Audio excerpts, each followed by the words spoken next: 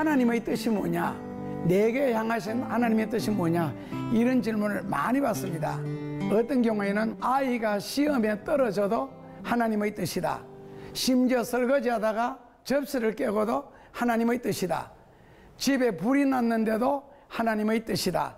사업이 망했는데도 하나님의 뜻이다. 심지어는 장례식장에 참석한 적이 있는데 목사님이 설교하시면서 남편이 죽은 것도 하나님의 뜻이라는 거예요. 그때 그 가족이 남편이 30대 중반이었고 어린 아기가 있습니다. 그리고 아내하고 세 식구가 사는데 남편이 그 가정의 기둥인데 그 남편이 젊은 나이에 죽는데도 설교하시면서 하나님의 뜻이라길래 저는 상당하게 놀랐습니다. 아니 그러면 앞으로 그 아내와 그 어린아이는 누구를 의지하여 삽니까? 물론 교리적으로는 하나님을 의지하고 살아라 말하기는 편하지요. 그러면 그렇게 말하는 분이 본인의 입장에 한번 되어볼까요? 과연 그 소리가 입에서 나오는지. 그래서 하나님의 뜻이라는 말을 정말 알고 사용할까 모르고 사용할까 하는 여러 가지를 생각하면서 오늘 하나님의 뜻이 무엇인지 아주 성경적으로 분석을 해드리겠습니다. 하나님의 뜻이 무엇인지, 첫째로는 하나님의 뜻이 뭐냐, 둘째로는 그 하나님의 뜻에 이르는 방법은 무엇이냐, 셋째로 성경에는 특별한 하나님의 뜻이 있고 일반적인 하나님의 뜻이 있습니다. 그리고 넷째로는 누구나 지켜야 할 윤리를 기본윤리 혹은 추호윤리라고 합니다. 마찬가지로 누구에게나 향하신 하나님의 기본적인 뜻이 있고, 다섯째로는 그렇다면 과연 하나님의 뜻이 무엇인가, 성경에서는 이것이 하나님의 뜻이다 그렇게 정해놓은 성경 말씀들이 있습니다. 그것을 찾아서 공부하도록 하고, 여섯째로는 하나님의 뜻을 아는 방법을 마지막으로 공부하도록 하겠습니다. 첫째로는 하나님의 뜻이 뭔가 했을 때 이제 어원 분석을 하면 그 하나님의 뜻이란 하나님의 의지 혹은 하나님의 원하심, 소원 혹은 하나님께서 우리를 향하신 기대 혹은 목표, 목적, 이런 것이 다 하나님의 뜻이 됩니다. 하나님의 뜻이라는 것은 하나님의 의지나 우리를 향하신 하나님의 기대나 바라심, 그리고 하나님께서 인간을 창조하신 목적은 원래 하나님의 영광을 위하여 하나님을 찬양하라고, 그래서 이사야서 43장 7절에 그리고 이사야서 43장 21절에 그리고 에베소서 2장 10절에 선한 일을 많이 하려고 하나님이 모든 것에 부족함이 없도록 넉넉하게 축복해 주시는 장면이 있습니다. 물론 인간을 창조하신 목적이 창세기 1장 28절에 복을 주시려고 창조하셨지 저주하시려고 창조하신 것은 아닙니다. 그래서 하나님의 뜻이란 이런 것이고, 둘째로는 하나님의 뜻에 이르는 길이 있습니다. 방법이 네 가지가 있는데, 첫째로는 그 하나님의 방법이라는 것이 우리가 어떤 사건이나 사물을 보든지 간에 의식구조나 사고방식이나 그 목적이 하나님의 방법, 즉 하나님 같으면 이 문제를 어떻게 생각하실까, 어떻게 처리하실까, 하나님이 교회를 바라보실 때에 우리는 교회를 어떤 입장에서 바라봐야 되는가, 그러니까 하나님의 입장, 하나님의 생각, 하나님의 방법으로 교회를 바라봐야 됩니다. 똑같은 성경 말씀을 들으면서도 하나님의 입장에서 성경을 읽느냐, 인간의 입장에서 성경을 읽느냐에 따라서 내용은 확 달라집니다. 여러분들이 잘 아시는 성경에 오병이어 사건이 있습니다. 오병이어. 근데 이 오병이어 사건에 보면은 이 오병이어를 누구 입장에서 생각하느냐, 여기가 이제 첫째로는 빌립 입장에서 나오고 둘째로는 안드레 입장에서 나옵니다. 그러니까 빌립은 여기는 광야다, 해질 무렵이다, 먹을 것이 없다, 돈이 없다, 그리고 우리가 함께한 남자 장정만 5,000명 정도 되는데 이 정도 떡을 한 번 한 끼 먹기 위해서는 우리나라 돈으로 약 2,100만 원 정도가 필요하다. 그러니까 돈이 없다. 그 다음에는 설령 2,100만 원이라는 돈이 있다 할지라도 떡을 한 목에 2천만 원어치 이상 해서 사놓고 파는 떡 가게가 어디 있느냐? 여기는 광야다는 겁니다. 그러니까 빌립의 설명을 들을 때에 굉장히 논리적이고 체계적이고 합리적입니다. 누가 들어도 감동할 수 있는 그런 설교입니다. 그렇다면 예수님은 과연 그 상황을 모르고 말씀하셨을까? 너희가 먹을 것을 주라고 아시고 말씀하셨다 그랬습니다. 예수님도 아시고. 그러면은 빌립형 설교 스타일 있잖아요. 사람들 듣기에는 참 인간적이고 논리적이고 체계적이고 정말 이해가 잘 되고 누가 들어도 아멘 할 수 있는데, 빌립의 설교에서 빠진 것이 하나 있습니다. 뭐가 빠졌습니까? 하나님의 능력이 빠졌습니다. 예수님의 능력이 빠졌고, 그러니까 성경을 읽으면서 하나님의 능력을 빼고 읽고 예수님의 기적을 빼버리고 읽으면은 하나의 레터스, 그러니까 낱말 그대로 문자밖에는 안 됩니다. 그런데 안드레도 이것이 얼마 되겠습니까? 많은 안드레도 미안하지요. 한 어린이가 먹을 수 있는, 여기 이어라 그랬을 때 이어는 원어 성경에 보면 작은 물고기, 우리나라 말로 바꾸면 멸치라는 뜻입니다. 아주 작은 물고기요. 그리고 떡도 한 어린이가 한 번 먹을 수 있는 양이거든요. 그걸 예수님께 드립니다. 결국 이 오병이어라는 것이 어린이 손에 들려있을 때는 자기 한 끼 먹을 음식이지만 예수님의 손에 들려졌을 때 예수님께서 축사시고 나누어 주니까 5,000명이 먹고도 12광주리가 남았다. 이걸 우리는 기적이라고 합니다. 그리고 하나님의 능력이라고 하고요.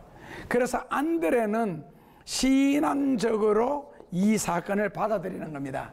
그러니까 성경을 바라볼 때 인간적인 입장, 인간적인 생각, 인간적인 방법으로 성경을 보느냐, 말씀을 들을 때도 성경 공부할 때도 마찬가지입니다. 그것을 신앙적으로 받아들이느냐에 따라서 확 달라집니다. 정반대가 되죠. 그래서 하나님과 인간의 관계는 신뢰, 신앙을 빼버리면 아무것도 남는 게 없습니다. 서로 율법적인 관계가 되죠. 그 율법적으로 하나님을 믿으니까 하나님 아버지, 사랑 많으신 아버지, 능력 많으신 아버지 하면서도 나는 여전히 고생을 하고 고통을 겪는 거예요. 마치 탕자가 아버지 품을 벗어나서 나중에는 돼지 죽을 가지고도 제대로 먹지 못할 때 그때 고백한 게 뭡니까? 내 아버지 집에는 종들도 풍족함을 누리거늘 나는 여기서 줄여 죽는도다. 그 우리가 말할 때는 하나님은 전지전능하시다, 무소부지하시다, 상천하지의 하나님이시다 하면서도 우리는 탕자처럼 그 진리의 품을 벗어나서 세상에서 줄여 죽는도다. 성경을 대하거나 교회를 대하거나 어떤 사건을 대할 때 하나님과 같은 입장, 예수님과 같은 방법으로 생각하는 것이 하나님의 뜻에 이르는 길이라는 겁니다. 그 다음에 하나님이 원하시는 것은 인내다. 신앙생활하면서 포기함으로써 중간에 망하는 경우들이 굉장히 많습니다. 그것으로 끝나버리는 경우. 그래서 인내가 모든 것을 이루어 나간다고 야고보서에서 말씀하고 있죠. 그러니까 신앙생활하면서 두 가지 철저하게 익혀야 될, 터득해야 될 진리는 인내와 자존심 문제입니다. 이 자존심 때문에 하나님의 일을 포기하는 경우가 상당하게 많고, 자존심 때문에 화를 내거나 죄를 짓는 경우 굉장히 많습니다. 그래서 이 인내와 자존심을 극복하지 못하면 절대로 신앙생활에 성공할 수가 없습니다. 반드시 중도에 포기하게 됩니다. 그 다음에 요한 1서 2장 27절에는 하나님의 뜻을 행하는 자와 그 다음에 하나님의 뜻을 쫓아 살아라고 성경에는 그렇게 해놨습니다. 그래서 하나님의 뜻을 이루는 길에 두 가지가 굉장히 중요한데, 왜 인내가 중요하냐 하면은, 인내는 그대로 말 그대로 해석을 하면 확고부동하다는 뜻이거든요. 그러니까 하나님의 약속에 대해서, 하나님의 말씀에 대해서, 그리고 하나님 자체에 대해서 확고부동하면은 아마 포기하는 일은 없을 겁니다. 그러니까 하나님을 믿느냐 그러는 문제가 나오는데, 잘 믿는다라고 간증하는 사람들, 안 그러면 신자들을 바라보면서 속에 늘 떠오르는 의구심은, 정말 저 사람이 예수를 믿을까? 정말 하나님을 믿을까? 정말 하나님을 믿으면서 저렇게 변덕을 부릴까? 그 다음에는 제가 7번을 개척을 했는데 그 중에 5번째 개척할 때 지하에서 시작했다가 3층으로 이사를 옮긴 경우가 있습니다. 3층을 샀어요.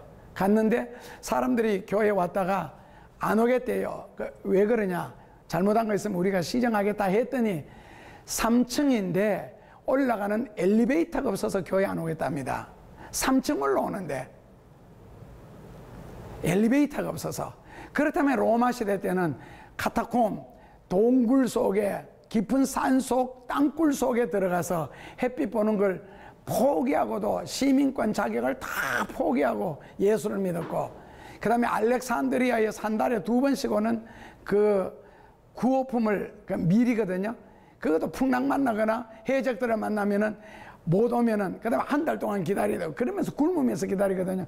그러면서도 예수를 믿었고, 그 다음에는요 붙잡혀가서 당하는 각종 고문들, 결국 죽기까지, 그걸 우리가 순교라 그러는데, 그러면서까지 예수를 믿었는데 교회가 에어컨이 빵빵 안 나와서 더워서 못 다니겠다, 3층이라서 걸어 올라가는 게 귀찮아서 예수 못 믿겠다, 설교가 길어서 교회 못 다니겠다.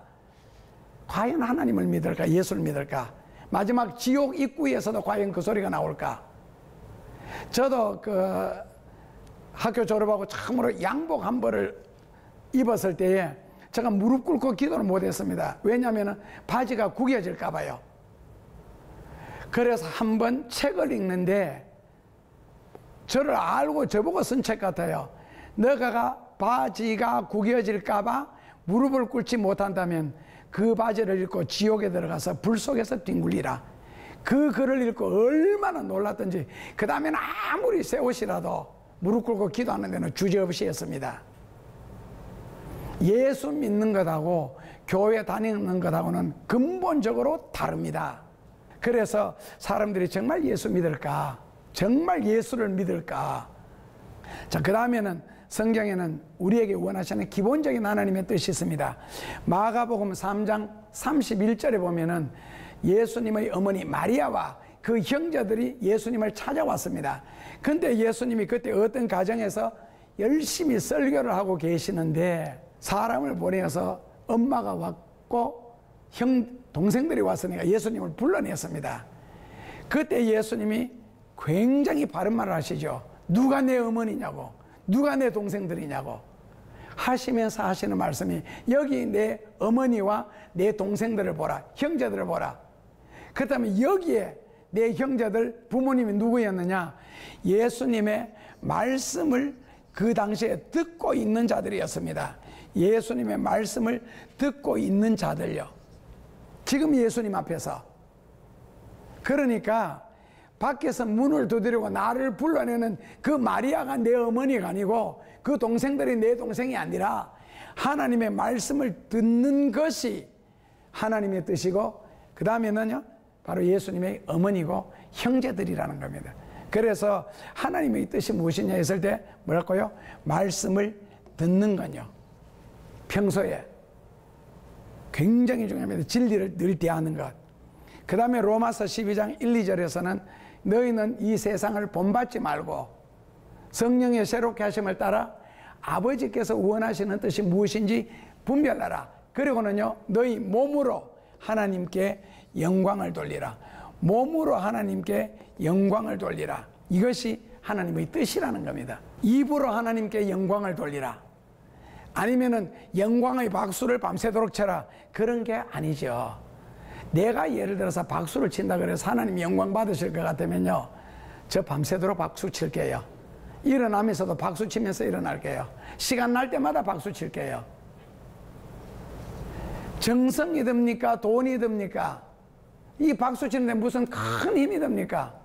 영광이라는 말을 헬라어로는 독사라 그럽니다. 우리말로 해석하면요, 무게가 있다, 가득 찼다 그러는 뜻입니다. 그러니까 이 가벼운 이게 무슨 하나님 앞에 영광이 되는지 저는 아직까지 이해를 못하고 있습니다. 영광의 박수를 친다는 그 단어 자체를 저는 이해를 못하고 있어요. 원어로도 첫째로는 틀렸기 때문에 그렇습니다. 그리고 성경에는요, 몸으로 하나님께 영광을 돌려라. 몸으로 영광을 돌리는 방법은 뭡니까? 진리의 말씀을 구체적으로 순종하고 실천하는 과정에서 나타나는 열매, 결과, 그것이 하나님께 영광이 되겠죠. 자, 극단적인 예를 들게요. 학교를 졸업하면서 꼴찌를 졸업했습니다. 아니면 아래에서 했습니다. 300명 졸업하는데 뭐 280등 이후에 했습니다. 무시하는 건 아닙니다. 그러면서 내가 하나님께 영광을 돌립니다 하는 것하고, 그 다음에는 수위권에서 1, 2등 하면서 소감을 말해라 그랬을 때 하나님께 영광 돌린다 하는 것하고, 그 결과가 수석이다, 합격이다, 그렇다면 하나님 앞에 영광이 되는 것. 사업을 하면서도 자기 게을러서 사업 망해놓고 하나님께 영광 돌립니다. 뭔가 좀 이상한 거 아니에요? 오히려 사업이 성공해서 많은 물질을 선교하고 구제하고 주의 교회를 위해서 사용할 때, 그러면서 하나님의 은혜로, 하나님의 축복으로 하나님께 영광 돌립니다. 이래야 되는 거 아니에요? 그래서 몸으로 하나님께 영광을 돌려라. 이것이 하나님의 뜻이라는 겁니다. 그 영광을 돌리기 위해서는 필수적인 조건은 죄를 지으면 안 됩니다. 죄를 지으면 물론 성경의 기도도 거부도 당하지만은 베드로전서 4장 1절 2절이에요. 그리스도께서 미리 육체의 고난을 받으셨으니 너희도 같은 마음으로 갑옷을 입어라. 이는 육체의 고난을 받는 자가 죄를 그쳤음이니라. 그 후로는 다시는 사람의 정욕을 쫓지 않고 오직 하나님의 뜻을 쫓아 육체의 남은 때를 살게 하려 함이니라. 산다 그라는 말은 채워라. 육체의 남은 때를 살아라 아니고 육체의 남은 때를 하나님의 영광으로 채워라 그러는 뜻입니다. 뭐라고요?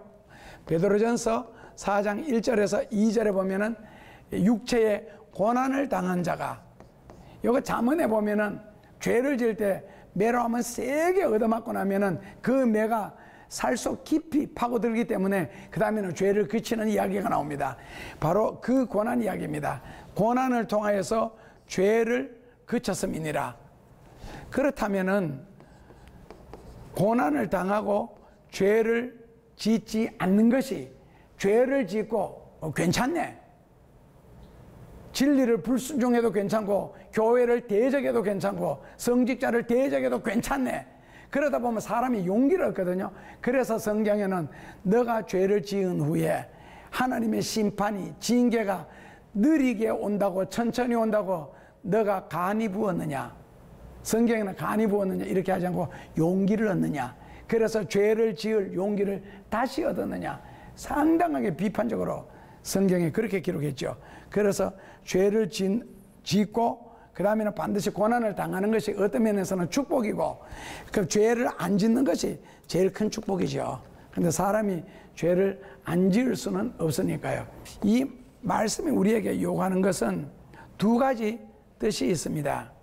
첫째로는 불신자처럼 살지 마라, 그 뜻입니다. 둘째로는요, 하나님의 영광을 네 인생 속에 채워라. 하나님의 영광, 하나님이 기니까 한자로 쓸게요. 하나님의 영광을 너 삶에 채워라, 그런 뜻입니다. 그게 이제 죄를 그치는 방법입니다. 그러니까 더 한마디로 말하면 죄를 그치는 방법은요, 선으로 채우면 됩니다. 하나님의 영광을 채우면 되고 하나님의 뜻을 채우면 됩니다. 하나님의 뜻으로 우리의 삶을 채워나가면은 죄를 멀리할 수가 있죠. 그 다음에 요한일서 2장 17절에는 하나님의 뜻을 따르는 자는 세상 정욕을 그쳤음이라고 나옵니다. 자, 셋째로는 그렇다면은 일반적인 하나님의 뜻이 무엇인가 했을 때에 성경에 두 곳에 있습니다. 열왕기상 2장, 원래는 1절에서 3절을 다 읽으셔야 되는데 1절에 뭐가 나오느냐 하면은 그 다윗이 가장 사랑하는 아들 솔로몬을 불러놓고 그런 말을 합니다. 내가 세상 사람들이 가는 길로 가게 되었으니 하면서 유언을 남깁니다.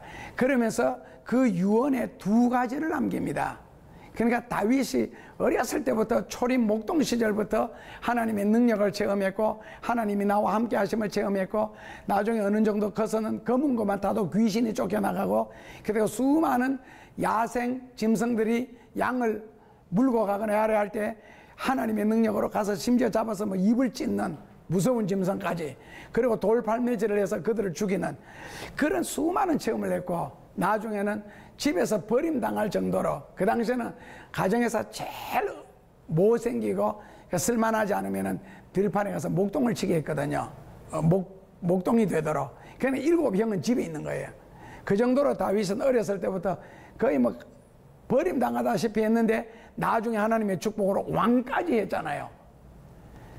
그리고 다윗 시대 때가 이스라엘 나라에 가장 풍성했고 평안했고, 다윗은 고생은 좀 했지만은요, 그런 평생의 하나님의 은혜와 축복과 인도하심으로 산 다윗이 과연 마지막에 죽을 때 무슨 말을 남겼을까? 죽을 때에 해서 그 다윗의 유언이 바로 열왕기상 2장 1절, 원래는 2장 2절 3절에 나옵니다. 여기서 다윗의 유언이 나오는데 두 가지를 유언합니다. 첫째로는 대장부가 되라. 둘째로는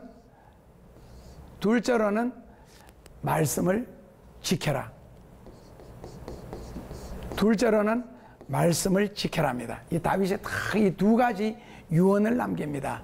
대장부가 되라 했을 때에 대장부라는 말은 한국말 그대로 해석을 하면은 영향을 끼치는 자가 되라 그러는 뜻입니다. 영향을 끼치는 자. 이거는 무슨 뜻이냐면은 예를 들어서 한 나라의 대통령이나 장관 같으면 수많은 사람들에게 영향을 끼칠 수가 있겠죠. 다윗 같으면 어떤 말을 하든지 솔로몬에게 영향을 끼칠 수가 있지요. 하나님 같으면 사무엘을 통해서 이런 나귀 찾으러 왔던 그 사울을 선택해서 왕을 만들 수도 있죠. 바로 영향을 끼친다는 뜻입니다. 그래서 너는 세상에 뭐라고요? 영향을 끼치는 자가 되라. 이걸 우리나라 성경에서는 대장부가 되라 그랬습니다. 그렇다면 다윗이 과연 여기에서 어떤 방법으로 영향을 끼치는 자가 되라 했을까? 했을 때에 오늘 신약식으로 교훈을 받는다면 저는 첫째로는 믿음이라고 생각을 합니다. 둘째로는 이제 조금 더 깊이 들어가면 기도라고 생각합니다. 그래서 기도를 통해서 일어나는 수많은 기적들과 능력, 응답, 하나님의 역사를 바라볼 때 예를 들어서 뭐 사무엘의 기도, 바울의 기도, 모세의 기도 이런 식으로 생각한다면 기도하기를 쉬는 것은 분명하게 죄가 됩니다. 그래서 기도하기를 쉬는 죄를 범치 않겠다라고 사무엘은 사무엘상 12장 23절에서 고백을 하게 되죠. 그래서 믿음으로 영향을 끼쳐야 안 되나? 바로 믿음의 대장부가 되라. 혹은 뭐 기도의 대장부가 되라 하는 그런 뜻인 것 같습니다. 둘째로는 율례, 규례, 법도, 율법 이런 걸 쭉 나열하는데 한마디로 말하면은요 그냥 진리입니다. 한마디로 말하면은 하나님의 말씀이죠. 말씀을 지켜라 그랬습니다. 순종하라. 왜? 그리고 나니까 내 평생에 형통하더라는 겁니다. 그 다음에 여호수아 1장 7절에서 8절에 보면은 그 모세가 여호수아에게 남기는 유언입니다. 둘 다 유언인데 하나님의 말씀에 좌우로 치우치지 말고 말씀이 너 입술에서 떠나지 않게 하라. 그러면 너가 어디로 가든지 뭐라고요? 형통하리라. 어디를 가든지 형통하리라. 결국 일반적인 하나님의 뜻은 하나님의 말씀을 순종하고 지키고 그 말씀대로 살면 형통하는 것이 하나님의 뜻입니다. 성경 말씀에서 그렇다면 하나님의 뜻이란 무엇인가 했을 때 첫째로는 요한복음 6장 39절에서 40절에 보면 예수님 막 설교를 하시다가 사람들이 예수님을 믿고 구원을 받는 것이 하나님의 뜻이다 그랬습니다. 예수님을 믿고 구원받는 것. 그래서 믿음으로 구원받는다는 뜻입니다. 믿음으로 구원받는 것. 그러니까 믿지 않고 구원받는 것이 아니고 믿음으로 구원받는 것. 이것이 하나님의 뜻입니다. 그런데 성경에 조금 상반되는 구절이 하나 나오죠. 마태복음 7장 21절에서 22절에 나더러 주여 주여 하는 자가 천국에 다 들어갈 것이 아니요 내 아버지의 뜻대로 하는 자가 아버지의 뜻대로 한자로 썼습니다. 아버지의 뜻대로 행하는 자가 천국에 들어간다는 거예요. 그러면은 믿음으로 구원받는 것하고 내 아버지의 뜻대로 행하는 자가 구원받는 것하고는 이거는 따로 공부를 해야 됩니다. 성경에 믿음으로 구원받는다는 것이 이게 요한복음 3장 15절에 나옵니다. 그리고 요한복음 5장 24절에서도 믿음으로 구원받는 이야기 나오고, 그리고 심지어 로마서 10장 10절에서는 입술로 시인만 해도 구원받고, 10장 13절에서는 입술로 하나님의 이름을 부르는 자도 구원받고, 그리고 8장 24절에서는 예수님의 재림에 대해서 기대만 해도 구원받고, 그리고 에베소서 2장 8절에서는 믿음으로 말미암아 구원받고, 사도행전 15장 11절에는 하나님의 은혜로 말미암아 구원받고, 마지막으로 데살로니가 전서 5장 9절에서는 예수 그리스도로 말미암아 구원받는다 했습니다. 그래서 여기 믿음으로 구원받고 예수님의 은혜로 구원받고 그리스도로 말미암아 구원받는 이런 시인만 해도 구원받고 주의 이름을 부르는 자는 구원받는 이 구원하고, 그 다음에 내 아버지의 뜻대로 행하는 자라야 천국에 들어간다. 그 다음에 마태복음 18장 2절에 어린아이와 같지 않으면 천국에 못 들어간다. 그 다음에 디도서 1장 16절에 입술로는 나를 불러 주의하면서도 입술로는 시인하면서도 행위로는 부인하니 이는 혐오스러운 자요 가증한 자요 하나님과 상관없는 자다. 그 다음에는 요한일서 3장 14절에 죄를 짓지 않고 의를 행하고 형제를 사랑하는 그때에 하늘 문에 들어간다. 요한계시록 2장 10절에 보면 죽도록 충성해야. 그 다음에 계시록 3장 10절에 끝까지 견디는 자가 구원받는다. 이거는 마태복음 24장 13절에도 나옵니다.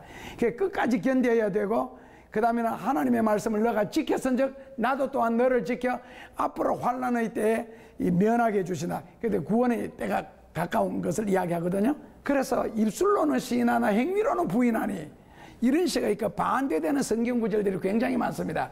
이런 것을 공부하다 보면은 아버지의 뜻대로 행하는 자가 천국에 들어가지, 나더러 로마서 10장 13절처럼 주여 주여 부르는 자가 들어가는 게 아니라는 거예요. 그래서 믿고 구원받는 것이 중요한데, 예수 믿고 구원받았으면 반드시 우리가 구원받은 은혜의 감격에서 뭐 해야 됩니까? 전도를 하셔야 됩니다. 그렇다면 전도란 무엇인가 그랬을 때 한마디로 말하면은 하나님의 말씀이죠. 길, 예수님이고요. 내가 길이요 그랬을 때 바로 도거든요. 요한복음 14장 6절에서요. 그 다음에 이 도를 전하는 행위입니다. 더 다른 말로 바꾸면 예수님을 전하는 행위를 전도라 그러고, 그것을 우리는 굿 뉴스, 그러니까 예수님이 전하는 것이 가장 복된 소식이라는 겁니다. 그렇다면 전도란 무엇인지 했을 때, 첫째로는 불신자에게 예수님을 전하는 것을 전도라고 합니다. 둘째로는 믿음이 약한 자들을 위하여서 간절하게 기도하거나 케어를 해주거나 아니면 같이 찬송 부르거나 말씀을 가르쳐서 믿음을 강하게 세워주는 것도 전도라 그럽니다. 셋째로 전도란 낙심한 자, 신앙생활을 포기한 자, 시험에 든 자, 그런 자를 찾아가서 권면하고 그 다음에 같이 기도하고 그 믿음을 다시 회복시켜 주는 것도 전도입니다. 그 다음 마지막으로는요, 교회를 다니면서도, 교회를 오래 다녔는데도 성경을 잘 모를 때 진리를 하나씩 깨우쳐 설명해 주는 것도 전도라 그럽니다. 이거는 이제 교회 안에서 전도고, 교인들의 교제 안에서 이 전도는 반드시 이루어져야 됩니다. 그 다음에 그래서 하나님의 뜻이란 첫째로는요, 예수 믿고 구원받는 거예요. 예수 믿고 구원받는다는 것은 하나님의 뜻을 따라 산 사람들이 들어가는 것이 천국이지, 하나님의 뜻을 역행하여 사는 사람이 들어가는 것이 천국이 아닙니다. 그래서 아버지의 뜻대로 행하는 자가 천국에 들어가는 것, 이게 하나님의 뜻이고, 둘째로는 데살로니가 전서 4장 3절에 보면은 내 아버지의 뜻은 너희의 거룩함이니라. 그러니까 신앙생활이나 사회생활, 그러니까 신앙생활이라는 말 있잖아요. 이게 이제 굉장히 중요한데, 믿음과 생활을 보통 분리시키거든요. 그래서 저는 어렸을 때부터 아니면 크면서 생각하기를, 신앙이 좋으면은 인격도 좋은 줄 알았거든요. 그런데 그 다음에 청년 시절에 하고 막 사람들을 대하면서 방언의 은사를 한다, 병 고치는 능력이 있다 하면서도 그 사람이 거짓말하는 걸 참 많이 봤거든요. 그리고 기도를 하는데 생활을 하니까 기도도 거짓말을 하더라고요. 그래서 야, 너무너무 놀란 적이 있는데 보니까 신앙과 인격은요 철저하게 다릅니다. 인격은 어렸을 때부터 바상머리 교육에서 의해서 이루어지는 거고, 이 낱말 그대로 퍼스널리티입니다. 신앙은 하나님과 나와의 관계 문제입니다. 그러니까 이거는 육신적인 문제고 이거는 인간적인 문제예요. 그래서 믿음이 좋다고 인격적으로도 아름답다, 귀하다, 정상적이다가 절대로 아닙니다. 신앙과 인격은 완전히 별개의 문제인데, 혈기도 잘 내고 화도 잘 내고 싸움도 잘하고 거짓말도 잘하는 이런 사람이 믿음이 좋다, 저는 그게 이해가 안 되는 거 있잖아요. 그래서 좀 이 인격적이고 신사적인 사람이 믿음이 좋으면 참 덕을 받을 텐데, 그래서 신앙과 생활은 원래 일치되어야 되거든요. 신앙이 생활 속에서 옮겨져야 되고 생활은 반드시 신앙적으로 사셔야 됩니다. 이것이 거룩함이니라, 하나님이 원하시는 것이라 그랬는데, 그렇다면 이건 뭐냐면은 생활 속에서 구별하는 것, distinguish, separation, 완전히 구별되고 분별하여 사는 거예요. 깨끗하고 순수하고 속이 알차고 채워져 있다는 뜻인데, 거룩이라는 단어 뜻입니다. 다시 말하면은 입는 옷도 구별해서 입어야 되고, 전도서 5장 1절에 보면 교회 올 때 예배 드릴 때 신는 신발도 슬리퍼 끌고 오지 마라 그랬습니다. 성경에는요, 신발도, 그리고 입는 옷도 아무거나 입지 마라. 말세의 옷은 이사야서 3장에 보면 특징이 있습니다. 밑에서는 올라가고 위에서는 내려오거든요. 그러니까 여성들 인사할 때 왜 맞고 인사합니까? 파였으니까 그렇지요. 그런 것은 거룩함이 아닙니다. 분별해야 됩니다. 하나님의 자녀라면 분별해야 됩니다. 집에서는 어떤 식으로 옷을 입을지는 상관없을지라도 적어도 하나님 앞에 예배 드리러 올 때는요, 그런 자세로 오시면 안 됩니다. 하나님은 거룩하신 분입니다. 그래서 구별되어야 되고 깨끗해야 되고 하나님 앞에 뭔가 채워져야 된다. 셋째로는 하나님의 뜻이 무엇이냐 그랬을 때 선을 행함으로 고난을 받는 겁니다. 물론 선은 마태복음에 보면은 하나님입니다. 그래서 하나님을 위해서 전도했다, 구제했다, 선교했다, 희생했다, 헌신했다, 봉사했다. 그 다음에는 뭐라고요? 고난을 받는 것, 칭찬을 받는 것, 영광을 얻는 것이 아니라는 겁니다. 이러면요, 그 순간에는 어깨가 으쓱거릴 수 있고 내가 뭔가 해냈다 할지 모르지만 마태복음 6장에 보면 상급을 이미 다 잃어버렸습니다. 절대로요.